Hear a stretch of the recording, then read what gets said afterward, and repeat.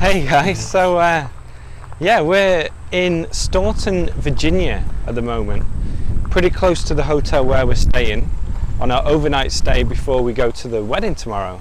And we've decided to come to the Frontier Culture Museum. One second, I'm going to see what it's called. It is called Frontier Culture Museum. We're just about to go and check out a West African farm and learn about it. So I'll show you in the background what it looks like.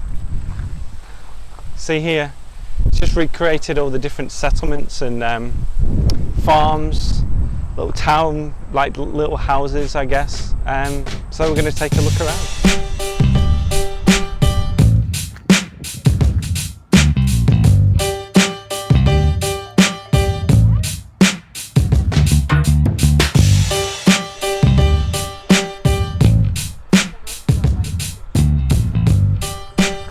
So that was pretty cool. The sun is directly shining into my eyes at the moment, so I'm squinting a little bit.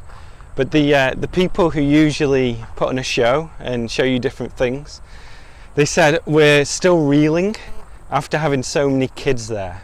So they're just really tired after having big groups of school children. So they did show us a couple of things, and it was pretty interesting. Now we're going to check out some goats.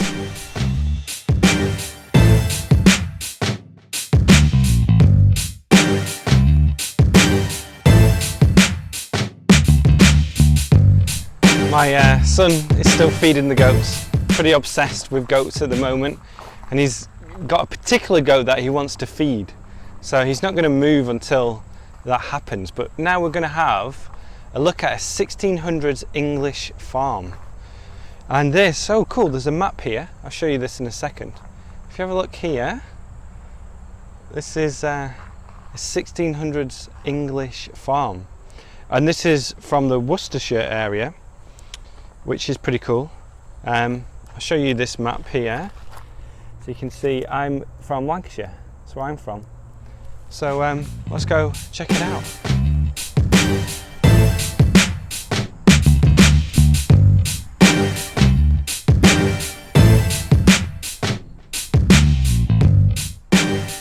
Now I'm upstairs in one of the bedrooms. So interesting to be here, and just had a little talk with the people, and they're wearing the clothes that people wore at this time, and cooking things that people cooked as well in this time period.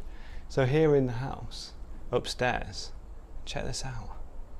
So it's exactly like things were like back in the 1620s, they said. So you can see there's a fireplace down here, the bed here. And there's not a lot, of storage space, let's say, or other things that they have. I'm going to step into the other bedroom now. You can see this kind of bed here.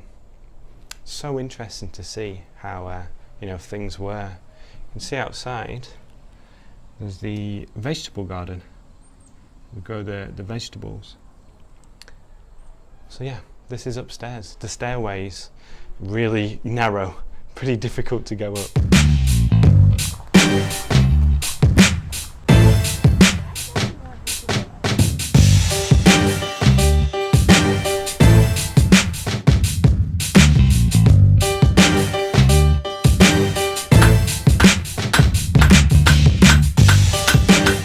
So we've just been to the Irish Forge.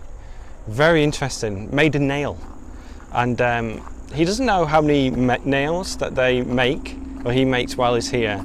He spends his time elsewhere, in the area. But he says that the nails that he makes are used around here. They're used to put up fences and for some of the building construction too. So very interesting. Now we're going to go and check out Ireland in the 1700s. And yeah, see what this is like.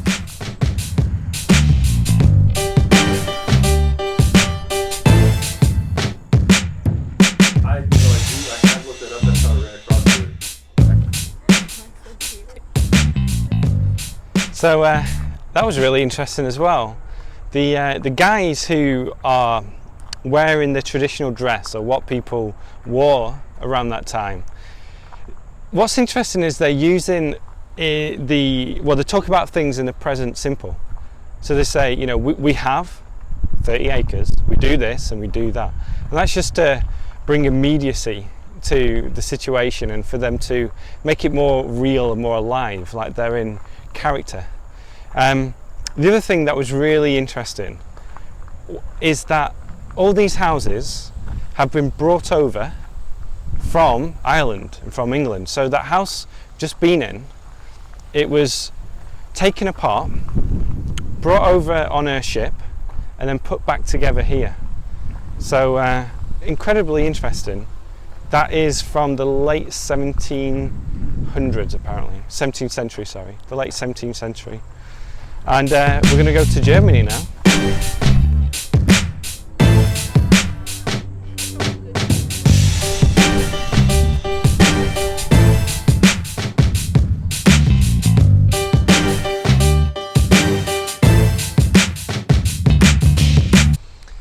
Germany was fun, a little bit busy, but again, really interesting to see how, you know, how the houses were back. I think that one was in 1693. We just got a shuttle bus over to this area, which is, let's have a look, American Indian, I think. So have a look at the American Indian way of life and see what their houses and huts were like. Let's go.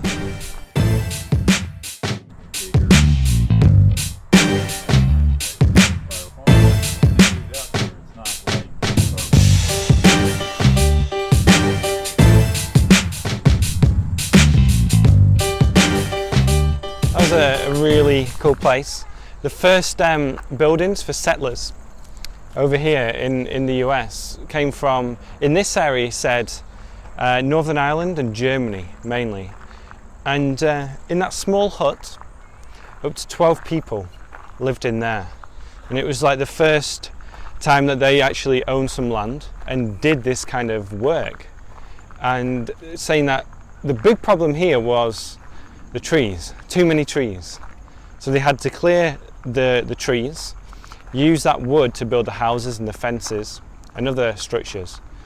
And then from there, they would grow things. And they'd have to move really quickly because they were, in some cases, 6 weeks walk away from any kind of civilization. So it was really interesting to hear about that. And the other thing is, yeah, so 12 people, usually 8 people, slept in that one room. There's one bed. The adults of the group would sleep on the bed, and the children would sleep on that solid floor. So life must have been really tough.